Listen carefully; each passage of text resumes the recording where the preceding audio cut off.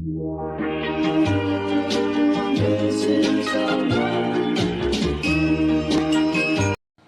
good morning guys! So, it's morning today and yun ay magpapainom tayo na kay Gabi ng gamot.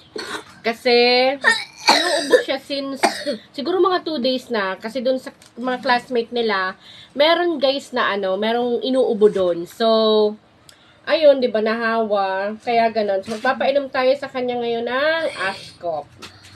So, alam nyo, ito yung madalas kong pinapainom kay Gabi pag sinisipon siya. Wait lang, Gab. Ayan. So, sa edad niya, 5 ml. Ayan. Ayan, 5 ml. Masarap siya, Gab. Ayan, Gabi. Inuubo na naman siya, oh. Inom ka, Gabi? Ayan. So, ito yung pinapainom ko sa kanya, mga mommies. Ayan, Ascop. Ayan.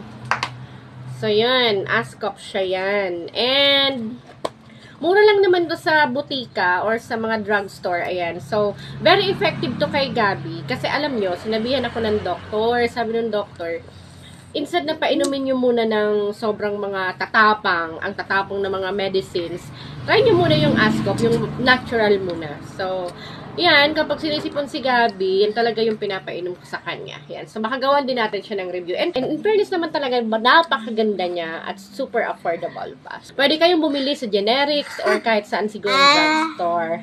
Ano, Gab? Okay ka na? Okay ka na, Gabi? Inumin na, dali na, inumin na.